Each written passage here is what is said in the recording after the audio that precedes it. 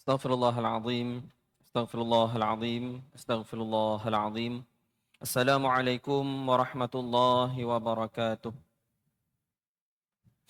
إلى حضرة النبي محمد مصطفى رسول الله صلى الله عليه وسلم وآله وأصحابه الكريم شيء لله لهم الفاتحة أعوذ بالله من الشيطان الرجيم بسم الله الرحمن الرحيم الحمد لله رب العالمين الرحمن الرحيم مالك يوم الدين إياك نعبد وإياك نستعين اهدنا الصراط المستقيم صراط الذين أنعمت عليهم غير المغضوب عليهم ولا الضالين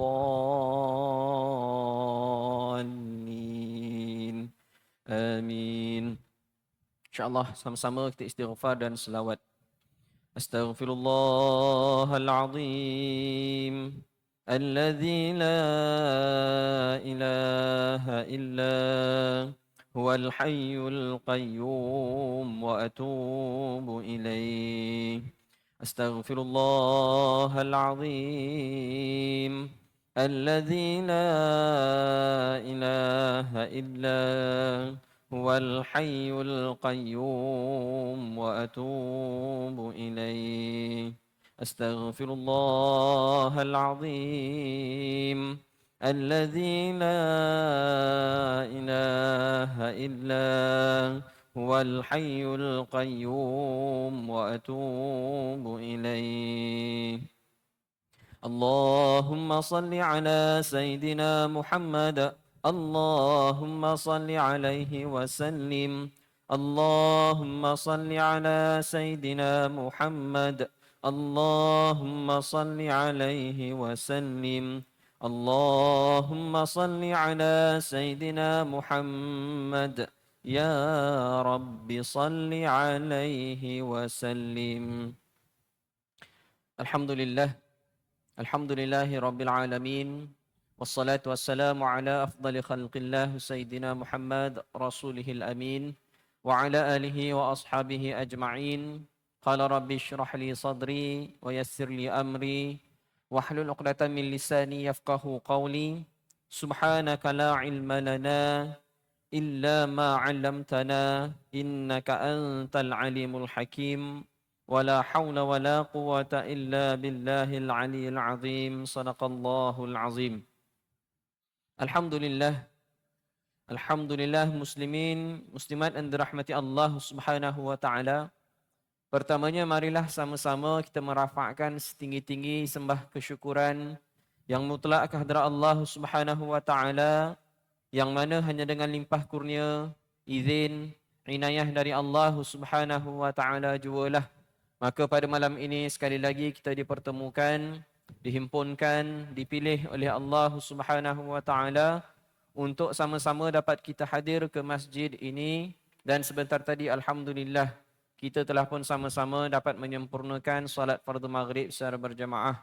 Mudah-mudahan Allah Subhanahu wa taala menerima salat yang telah kita dirikan beserta dengan segala bentuk amalan, kebaikan, kebajikan yang telah kita lakukan sepanjang hari ini dan sebelum-sebelum ini. Mudah-mudahan Allah Subhanahu wa taala melihatnya dengan penglihatan yang ada nilai ganjaran pahala di sisinya, yang akan menjadi bekalan terbaik untuk kita bertemu dan berhimpun di hadapan Allah Subhanahu wa taala kelak insya-Allah. Dalam masa yang sama, marilah juga muslimin muslimat yang dirahmati Allah Subhanahu wa taala, kita bermuhasabah, kita bermunajat, bermohon kehadrat Allah Subhanahu wa taala agar segala bentuk kesalahan, kesilapan, khilaf, kekurangan, dosa maupun maksiat yang telah kita lakukan, sama ada yang kita sedar maupun tidak, sama ada yang besar maupun kecil, mudah-mudahan Allah Subhanahu wa taala limpahkan seluas-luas maghfirah dan keampunan. Mudah-mudahan dengan maghfirah dan keampunan dari Allah Subhanahu wa taala, maka perkara-perkara tersebut tidak akan lagi menjadi suatu beban yang perlu kita tanggung, yang perlu kita jawab apabila kita dihisab di yaumil mahsyar kelak insya-Allah. Alhamdulillah, muslimin muslimat yang dirahmati Allah Subhanahu wa taala, bertemu sekali lagi kita pada malam ini membincangkan kitab Syarah Al-Hikam, yang mana pada pertemuan yang lalu kita telah pun bincangkan beberapa lagi perkara di bawah hikmah yang keempat dengan tajuk rehatkanlah dirimu daripada tadbir. Dan kita telah bincangkan pada pertemuan yang lalu sehingga ke muka surat 36 kata-kata daripada Sahal bin Abdullah. Dan insya-Allah malam ini kita akan sambung pada perenggan yang seterusnya. A'udzubillahi minasyaitonirrajim. Kata-kata Sahal bin Abdullah yang bermaksud tinggalkanlah tadbir dan ikhtiar kerana kedua-duanya akan mengeruhkan kehidupan manusia. Baik muslimin muslimat dan dirahmati Allah, kita bincang tentang peringatan agar kita rehatkan diri kita daripada urusan tadbir. Tetapi urusan tadbir yang bagaimana yang dianjurkan untuk kita rehatkan diri kita daripadanya, iaitu yang dah kita kupaskan, dah kita bincangkan pada pertemuan yang lalu, iaitu urusan tadbir yang mana yang tidak kita sandarkan kepada Allah Subhanahu wa taala. Kan? Tadbir ini urusan kita seharian. Kita tak boleh lari. Nak tak nak daripada kita bangun pagi sampailah kita tidur semula, semua itu tadbir lah. Kita mentadbir diri kita sendiri, bangun nak gosok gigi, kemudian nak sucikan diri, nak solat, nak bekerja, makan dan sebagainya. Semua urusan tadbir. Maka tak boleh kita tolak. Tapi yang dikatakan dalam hikmah keempat ini, untuk kita rehatkan diri kita daripada urusan tersebut, yang mana urusan tadbir yang tidak kita sandarkan dengan qudrah dan iradah Allah Subhanahu wa taala, qada dan qadar Allah Subhanahu wa taala. Kita rancang, kemudian seandainya tak jadi seperti mana yang dirancangkan, maka hendaklah kita redha dengan qada dan juga qadar tersebut. Nah, ini tadbir yang dibenarkan. Tapi yang disuruh untuk kita rehatkan ini tadi yang sebaliknya. Maknanya kita usaha dan kita rasa kita mesti dapat macam mana yang kita usahakan. Hari ini kita bangun pagi, kita rancang, kalau kita meniaga, kita nak dapat keuntungan kita sekian jumlah. Maka di akhirnya, di hujung hari, di petang hari itu memang kita nak kena dapat. Tak dapat, kita marah. Tak dapat, kita rasa putus harap pada Allah Subhanahu wa taala. Maka tadbir yang sebeginilah yang hendak kita rehatkan. Sebab apa? Itu Sahal bin Abdullah kata tadi, tadbir yang begitu akan mengeruhkan kehidupan manusia. Bukan sekadar dia mengeruhkan urusan manusia dengan manusia ni tadi. Kalau kita tadi bekerja tadi, sebagai majikan, anak buah ni tadi, pekerja tadi tak dapat capai target ni tadi, sasaran ini tadi, marah. Yang kena marah pun tak seronok, yang memarahi tadi pun tak tenteram. Maka mengeruhkan keadaan. Dalam masa yang sama, mengeruhkan keadaan juga dengan Allah Subhanahu wa taala. Kalau tadi kita tak redha dengan ketentuan tersebut, kita marah. Kenapa semalam usahanya sama, kaedahnya sama, jumlahnya sama, dapat hasil cukup, dapat 500. Kenapa hari ini usahanya sama, ikhtiarnya sama, barangnya sama, tapi dapat 200. Separuh tak sampai. Maka kita marah. Ni yang kita kena elakkan. Dan macam itulah juga apa sahaja urusan seharian kita, urusan tadbir ini tadi, hujungnya kita kena serahkan, kembalikan. Berlaku ataupun tidak itu hanyalah dengan kehendak dan juga izin daripada Allah Subhanahu wa taala. Seterusnya muslimin muslimat yang dirahmati Allah, dalam sebuah hadis yang diriwayatkan oleh Ibnu Adibah, sabda Rasulullah sallallahu alaihi wasallam, "Innallaha ja'ala ar-ruh war-rahah fir ridha wal yaqin." Yang bermaksud, sesungguhnya Allah Subhanahu wa taala menjadikan roh dan kerehatan dalam perkara redha dan yakin. Baik, muslimin muslimat yang dirahmati Allah Subhanahu wa taala. Soal tadbir ini tadi, dia tak boleh lari daripada redha. Sebab tu kita kata ia adalah pokok kepada rukun iman yang keenam, iaitu percaya ataupun beriman kepada qada dan qadar. Dan untuk kita beriman kepada qada dan qadar dia tak boleh lari daripada redha ni tadi. Redha ni macam mana? Terima dengan berlapang dada. Apa yang berlaku pada kita? Kalau ditimpa dengan musibah, maka kena redha. Sakit ke tadi, kesempitan ke tadi, ditimpa dengan sesuatu kemalangan, sesuatu perkara yang tidak diingini, maka nak beriman dengan qada dan qadar pada perkara tersebut, tak boleh lari daripada hati yang redha ni tadi. Dan redha, balik pula cerita redha macam mana? Erti redha yang sebenar itu ialah bila mana dah ada usaha, dah ada ikhtiar, dan terimalah apa yang berlaku itu dengan berlapang dada tadi. Tanpa menyalahkan siapa-siapa pun. Tak ada salahkan orang lain, tak ada salahkan makhluk lain, tak ada salahkan ketentuan Allah Subhanahu Wa Taala. Itu redha.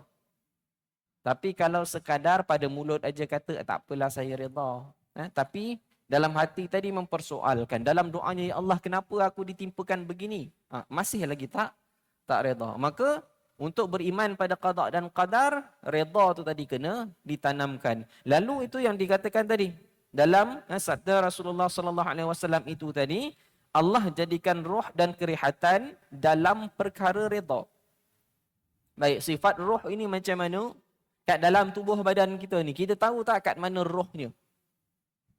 Yang ada ni jasad kita ni. Jasad kita. Yang menghidupkan jasad ini ialah roh itu tadi. Dan bila mana ditanya pada kita kat mana roh itu, kita tak boleh nak jawab. Adakah kita nak kata roh itu terletaknya dekat jantung kita? Tak ada yang boleh mengesahkan itu jawapannya. Adakah roh itu terletaknya pada darah yang mengalir dekat tubuh badan kita? Adakah roh itu tadi terletaknya pada akal kita, otak kita ni tadi? Kita pun tak tahu. Para doktor ke, para pengubat ke, tak boleh nak jelaskan roh itu tadi duduknya di mana. Sebab roh itu bukan seperti mana jasad. Kan, bila mana dicabut roh tu, kalau kita yang berdepan, yang pernah ada pengalaman mungkin, berdepan dengan sesiapa yang pernah di hujung nyawanya, dalam keadaan sakaratul maut, hinggalah nyawanya itu diangkat oleh Allah Subhanahu Wa Taala. Adakah kita nampak roh itu? Tak nampak. Yang kita tahu tanda-tanda dia kan, kesan dah mula sejuk kakinya kan. Kita pun dah rasa ni rohnya dah dalam perjalanan dan sampailah akhirnya hembusan nafas yang terakhir. Nampak ke roh itu? Tak nampak. Lalu dalam soal ini, muslimin muslimat yang dirahmati Allah, redha itu tadi begitulah juga sifatnya. Redha itu tadi dia ada. Redha itulah tadi yang menghidupkan keimanan kita tadi. Redha itulah yang menghidupkan beriman dan juga percaya kepada qada dan qadar. Tapi macam mana nak kata redha tu tadi? Macam mana roh menghidupkan jasad itu tadi, begitu jugalah redha ini tadi menghidupkan beriman kita kepada qada dan qadar Allah Subhanahu Wa Taala. Kita faham. Kita tahu nak kata redha itulah. Dengan redha ni tadi, terima dengan hati yang berlapang dada tadi. Kita tak mempersoalkan qada dan qadar. Kita tak memsalahkan orang lain. Tapi bagaimana rupa redha tadi kita tak nampak. Maka macam itulah tadi yang dimaksudkan tadi, Allah Subhanahu Wa Taala jadikan roh ini tadi, keadaan dia dalam perkara redha tu, dia ibaratnya macam roh tadi. Dan kemudian apa? Roh, redha dan yakin itu tadi, seperti mana Allah Subhanahu Wa Taala jadikan roh dan kerihatan. Kerihatan ni pula sifat dia bagaimana? Tenang. Kan? Tenang, rehat. Kita kalau balik rumah, bang tengah buat apa tu? Kejaplah abang penat, nak rehat. Rehat dalam keadaan kita yang tenang, dalam keadaan kita yang santai, dalam keadaan yang kita bersenang-senang. Maka roh itu tadi dan juga rehat itu tadi, inilah dia rupa bentuk sifat redha itu tadi. Berimannya kita kepada qada dan qadar itu tadi. Rehatnya kita tadi daripada tadbir, seperti mana keadaan roh dan kerihatan. Tak nampak. Dan keadaannya tadi hendaklah tenang. Macam itulah kita redha kan. Redha dia dalam keadaan yang tenang. Redha tadi dalam keadaan yang kerihatan tadi. Redha dan yakin. Redha dengan apa yang Allah Subhanahu wa taala timpakan dan yakin bahawa Allah Subhanahu wa taala lebih mengetahui apa yang diberikan kepada kita itu. Perkara itu lebih baik. Allah Subhanahu wa taala lebih mengetahuinya. Kita tak tahu, oh, kita cakap senang. Kita jumpa orang yang ditimpa musibah, sabarlah. InsyaAllah ada hikmahnya. Tapi adakah kita tahu apa hikmahnya? Tak. Yang mengetahuinya, Allah Subhanahu wa ta'ala. Maka nak dapat itu tadi apa? Yakin. Yakin dengan apa? Yakin dengan Allah Subhanahu wa ta'ala. Yakin dengan rahmat dan kasih sayang Allah Subhanahu wa ta'ala. Jadi sebab itulah dalam hadis ini tadi kata, ruh dan kerihatan itu ialah pada redha dan yakin.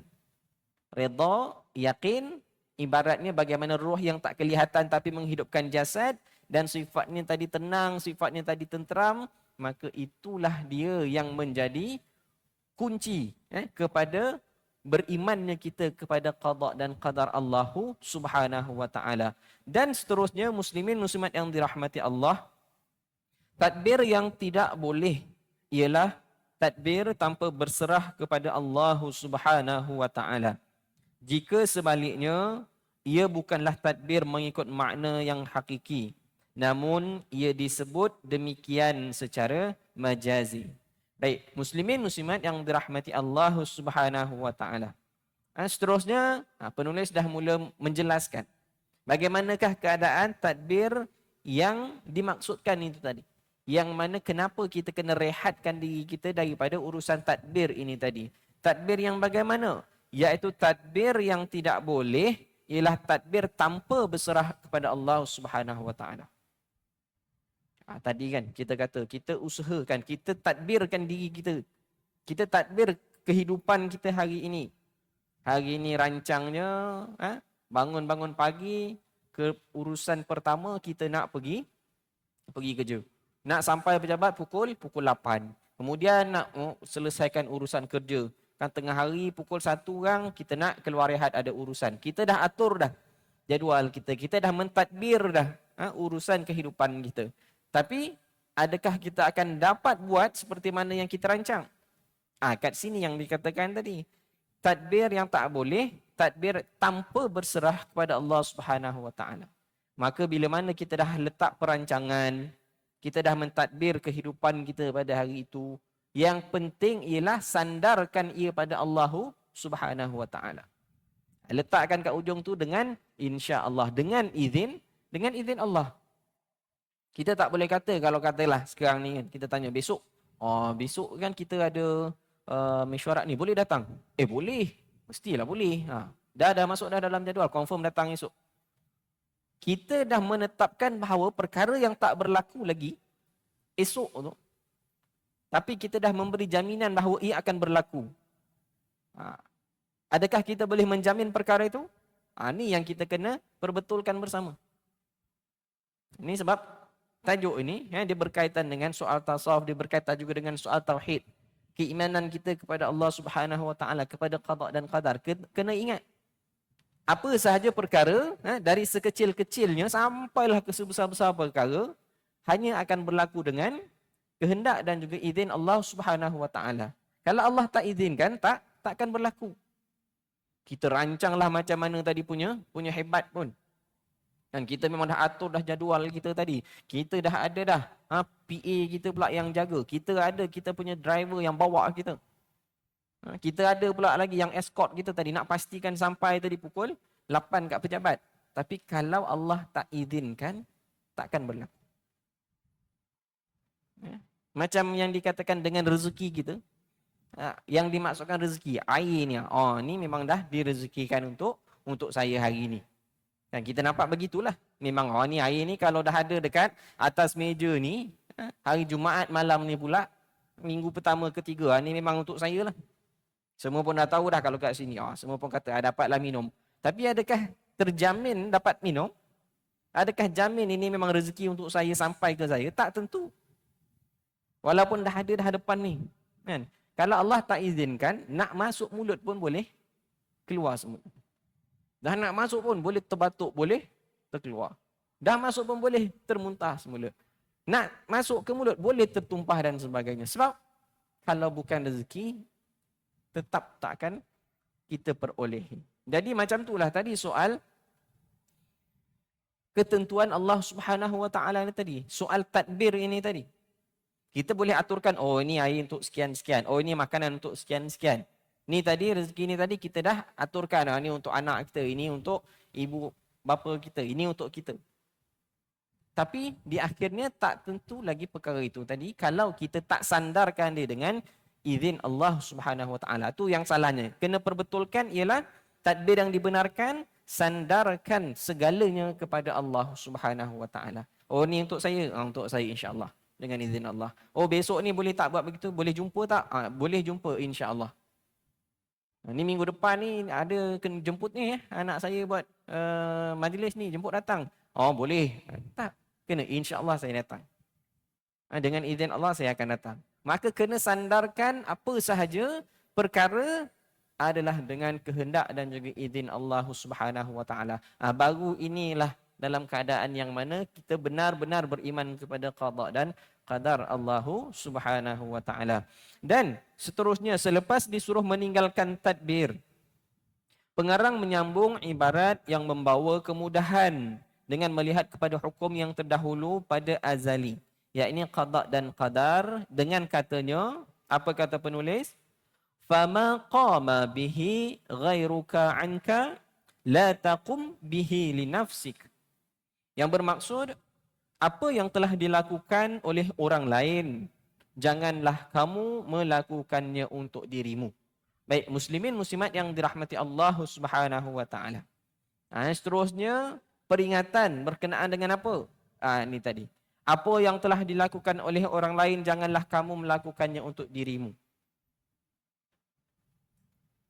Kata-kata ini bukanlah menidakkan untuk kita mengambil tahu hal orang lain. Bukanlah kata, kalau pepatah kita kan, orang kata, jangan nak sibuk tepi kain orang lain. Tidak, Islam tak mengajar begitu. Islam ini bermasyarakat. Kalaulah tak ambil tahu hal orang lain, Nabi SAW tak akan suruh kita untuk tahu siapa jiran kita. Kan 40 rumah kanan, 40 kiri itu semua jiran. Kalau tak perlu ambil tahu hal orang lain, kenapa kita nak dikhabarkan bahawa ini jiran? Kenapa dalam Islam ada hak-hak jiran yang kita kena penuhi? Islam tetap menekankan bahawa hidup bermasyarakat ini tadi kita kena ambil tahu. Tapi dalam keadaan yang bagaimana? Kat situ yang ada hadnya. Kat situ yang ada mana perkara yang dibenarkan dan yang mana pula perkara yang tidak dibenarkan. Lalu dalam peringatan ini, apa yang dimaksudkan, apa yang telah dilakukan oleh orang lain, jangan kita lakukan untuk diri kita, ialah pada perkara yang Allah Subhanahu Wa Taala dah berikan perintah dan tanggungjawab. Allah Subhanahu Wa Taala jadikan manusia ini semua masing-masing ada tugas dan tanggungjawab. Dan Allah tetapkan itu dalam keadaan la yukallifullahu nafsan illa wus'aha. Allah Subhanahu Wa Taala dah aturkan kita tu tadi. Datangnya kita ni tadi dengan tanggungjawab kita. Pada ruang lingkup kemampuan kita itu tadi. Kita ni tadi sebagai petani, maka kepakaran, kemahiran kita di situ. Ada orang lain pula Allah Subhanahu Wa Taala tentukan qadanya, qadarnya petani. Ada yang lain pula sebagai jurutera. Ada yang lain sebagai doktor. Ada yang lain sebagai petugas keselamatan. Ada yang lain petugas pembersihan. Semua ni ada tanggungjawab masing-masing. Lalu dalam hal ini, muslimin muslimat yang dirahmati Allah, inilah yang dikatakan tadi, apa yang dah dilakukan orang lain, janganlah kita sibuk. Maksudnya kalaulah dalam hal hari inilah, kalau kita tengok, ini realiti masyarakat kita hari ini. Para agamawan dah beri teguran. Kadang bukan agamawan, mufti sendiri dah beri teguran, dah beri pandangan, dah beri fatwa pun. Kalau sekadar kata-kata mufti, itu sekadar pandangan peribadi. Walaupun pandangan peribadi, tapi individu yang berkata itu tadi, tarafnya mufti. Dan yang teruk lagi keadaannya ialah bila mana dah dijadikan fatwa. Tapi masyarakat ini tadi yang lain ni. Hari ni kita kata netizen. Netizen. Dia pula yang mengatakan salah. Kenapa mufti cakap macam ni? Kenapa ustaz-ustaz ni sibuk ni hal saya ni? Ni yang katakan tanggungjawab tadi sebagai agamawan tadi, tanggungjawab tadi sebagai mufti, tanggungjawab tadi individu tertentu menegur perkara yang salah tetap salah, yang hukum tetap hukum. Maka bila mana dah ada yang bertanggungjawab ini tadi mengatakan dan juga menyampaikannya, walaupun perkara itu pahit tadi, kulil haq walau kana murran, pahit nak tegur tadi, kena balik. Tapi yang salah tadi siapa? Yang bukan tugas dia, yang bukan hak dia ni tadi. Netizen ni siapa? Kita ni tadi yang awam ni tadi. Kenapa kita nak pertikaikan yang dikeluarkan fatwa oleh Jabatan Mufti? Kenapa kita nak mempertikaikan sesuatu keputusan yang dikeluarkan oleh yang haknya?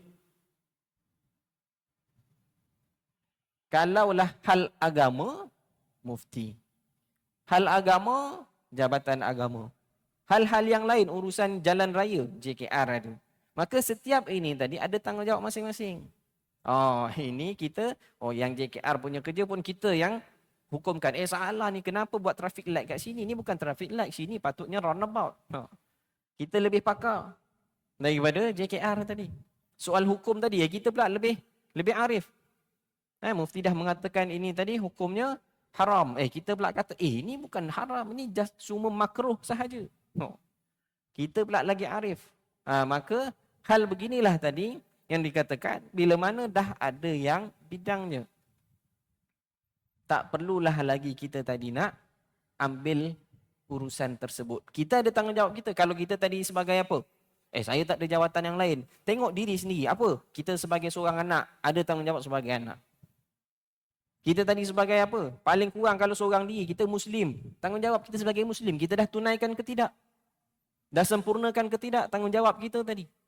Kalau kita tadi duduk dalam kumpulan masyarakat, tanggungjawab kita kepada masyarakat, kita dah tunaikan ke tidak?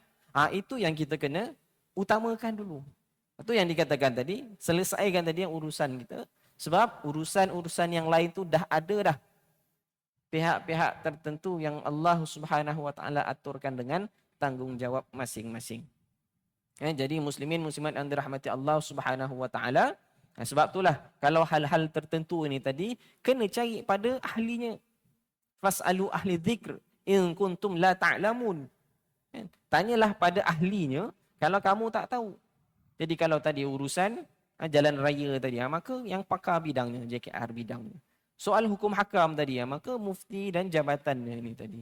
Apa lagi? Hal kesihatan, doktor dan juga jabatan yang ada. Maka itu tanggungjawab masing-masing. Bukan kita tadi nak melebihi daripada batas yang telah ditentukan dalam Islam itu tadi. Baik, muslimin muslimat yang dirahmati Allah Subhanahu Wa Taala.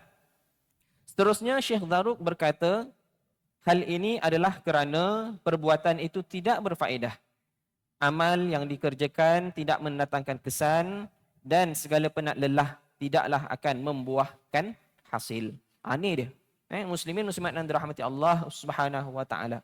Bila mana tadi kita tak selesai urusan kita yang tanggungjawab kita tadi, tapi kita duk sibukkan hal tanggungjawab orang lain yang telah disempurnakan oleh orang lain itu tadi. Tadi yang kita katakan, mufti tadi dah keluarkan dah fatwanya.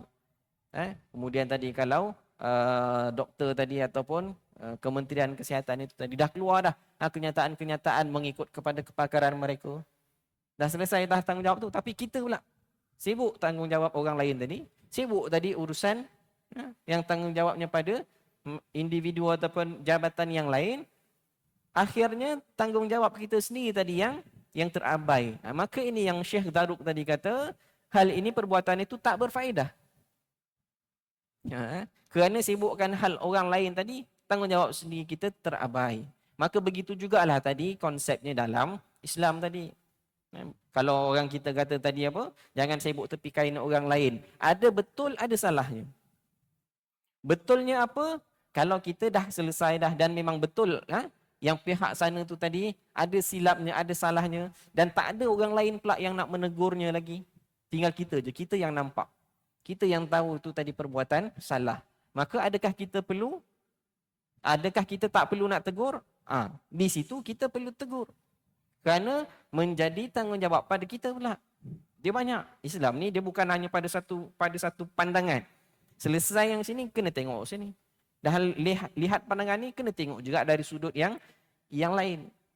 Maka kalaulah tak ada siapa yang menegur itu tadi, tanggungjawab tadi, dah menjadi fardu kifayah pula kepada kita. Kita je satu-satunya yang tinggal. Kita duduk dengan dia, kita kenal, kita tahu kesalahannya tadi, maka kena tegur.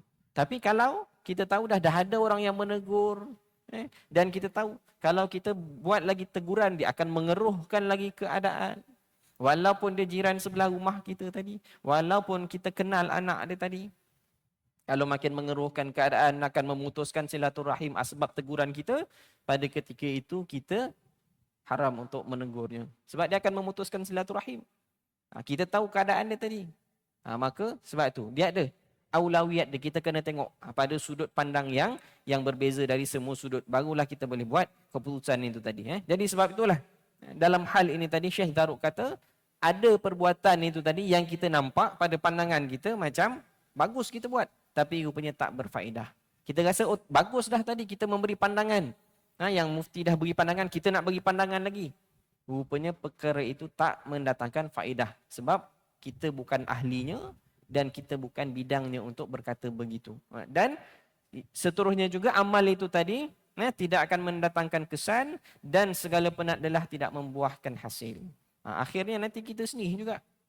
Bila mana tak ada siapa yang mendengar pandangan kita, kita pula sendiri yang rasa tak puas hati, kita pula marah, kita pula tadi dah akhirnya kita menfitnah sana sini. Akhirnya memburukkan keadaan, burukkan keadaan. Kita pun sendiri dah menjadi fitnah tadi, dan kita juga dah menjadikan asbab orang lain pula pun turut sama. Betul lah Jabatan Mufti ni begitu. Betul lah JKR ni. Betul lah Jabatan Kesihatan dan sebagainya ni begitu dan begini. Baik, muslimin muslimat yang dirahmati Allah Subhanahu wa taala. Maka dengan sebab itu Ibrahim Al-Khawas berkata, semua ilmu itu berasalnya daripada dua hikmah. Iaitu apa dia? Yang pertama, janganlah kamu menyusahkan apa yang telah dicukupkan kepada kamu. Baik, muslimin muslimat yang dirahmati Allah Subhanahu wa taala. Dua ilmu, dua keadaan, dua teguran yang diberikan oleh Ibrahim Al-Khawas. Tentang apa? Tentang urusan tadbir ini tadi. Tajuk kita kan, berehatlah dirimu daripada urusan tadbir.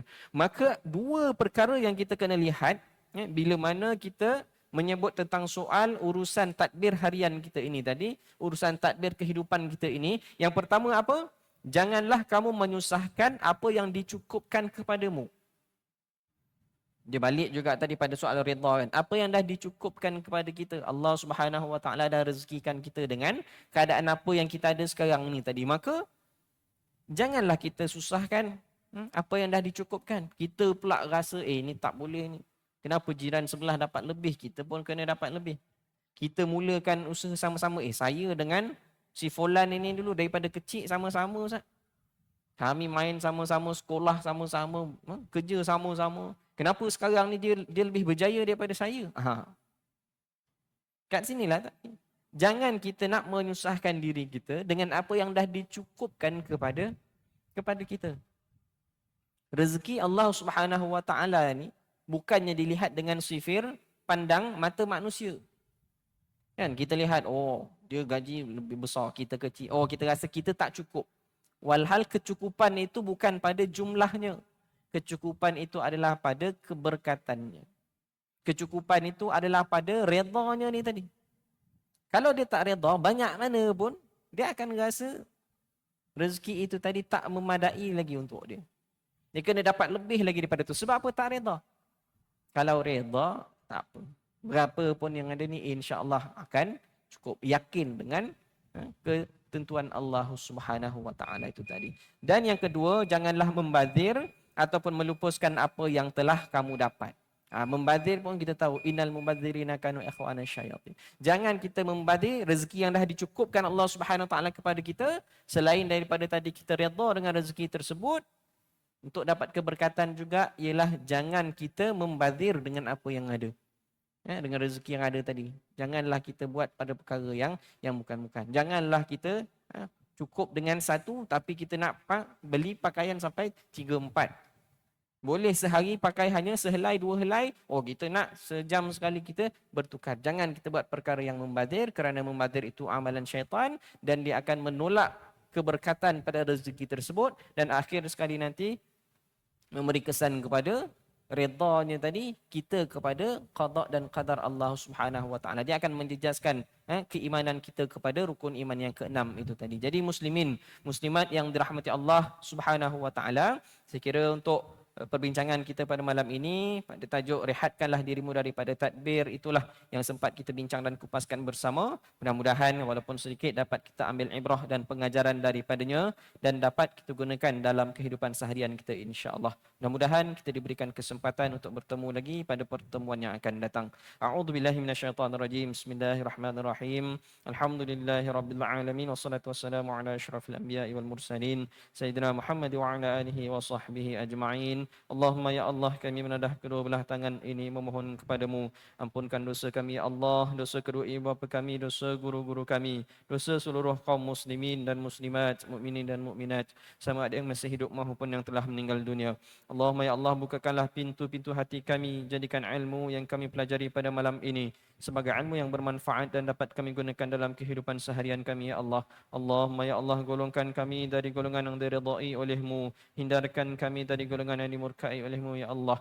Kurniakan kami syafaat Nabi Muhammad sallallahu alaihi wasallam apabila kami dihimpunkan di hadapanmu. Rabbana atina fid dunya hasanah wa fil akhirati hasanah wa qina adzabannar. Sallallahu ala sayyidina Muhammad wa ala alihi wasallam. Walhamdulillahi rabbil alamin. Qabbalallahu minkum.